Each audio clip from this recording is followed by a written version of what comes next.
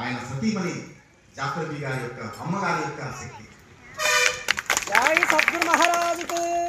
సీత ఏ విధంగా ఏమి రాముడమ్మ గొప్పవాడు ఉంటారు, అంత కఠినాత్ముడు కదా, ఇటువంటి నిండు గర్భవతిని నిన్ను వచ్చి అడవిలో వదిలిపెట్టినాడంటే కూడా ఆయన నా భర్తని ఏమనొద్దు, నీ యొక్క సహాయం నాకు అక్కర్లేదని ఎలా చెప్పిందో అలా అమ్మగారు కూడా నాయనగారి యొక్క ధర్మాన్ని సత్యాన్ని కాపాడడం కోసము ఆమె తన సంసారాన్ని తనలోనే తన పరిధిలోనే పెట్టుకొని నాయనగారికి ఎటువంటి కష్టం లేకుండా ఈ యొక్క సంసార విషయాలు తెలియకుండా నాయనగారి కోసం ఆయన సంసారాన్ని ఆయన విచారం మోసుకొని నాయనగారికి ధర్మ సంస్థాపన కోసం చేతుడు హోదాలుగా ఉండి ఆయన ఆ యొక్క ధర్మానికి ఆయన కూడా పాటుపడింది.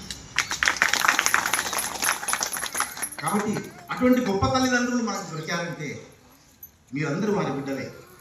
ఎప్పుడైతే గురుపుత్రులైనారో మీ తల్లిదండ్రులు ఎవరంటే వారి నిజమైన తల్లిదండ్రులు. వారు మాయా తల్లిదండ్రులు. ఇప్పుడు మనకున్న తల్లిదండ్రులలో మాయా తల్లిదండ్రులు, కానీ నిజమైన గురు బిడ్డలకు నిజమైన తల్లిదండ్రులు గురువులే.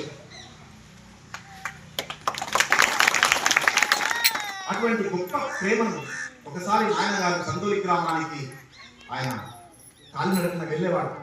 వెళితే మంచి 12-1 గంటల సమయంలో గ్రామంలో ఎవరు లేనప్పుడు వెళితే ఇంటి దగ్గరికి పోతే తాతొచ్చా అని అన్నారు.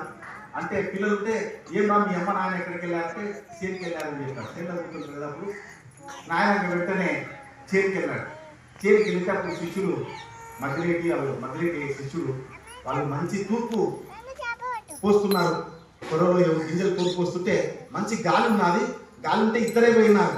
వాళ్ళకి అక్కడ తూర్పు పోయడానికి మనుషులు లేరు. బాగా గాలి వచ్చినప్పుడు ఏం చేయాలి, మనుషులు వాళ్ళ తొందరగా అయిపోతుంది. అప్పుడు నాయన అరే నేను ఎక్కుతాను వాళ్ళని మెట్టెక్కి ఒళ్ళె పెట్టుకొని తవాలు పెట్టుకొని మెట్టెక్కి పైకెక్కి నాయన పోస్తూ ఉంటే కొన్ని గంట లోపల మొత్తం సరాసరి అయిపోయిందన్న. అటువంటి ప్రేమ చూపించే గురువులు ఎవరన్నా ఉన్నారా? నాయనని మెట్టెక్కి తూర్పు పోస్తున్నారు. ఇంకా వారి భక్తుల యొక్క ఆనందానికి అవధులు లేవు. మరి అటువంటి ప్రేమ చూపించాలి కాబట్టి ఆయన నిత్య కళ్యాణుడై మన కోసం అవతారం తీసుకొచ్చినటువంటి మహాత్ముడే కానీ ఆయనకు అవతారం లేదు, జన్మ లేదు. మనమంతా ఇలా మిగిలి ఉన్నాము. మనల్ని కూడా ఆ బండిలో తీసుకెళ్లాలని, ఆ మోక్షమైన బండి తీసుకెళ్లాలని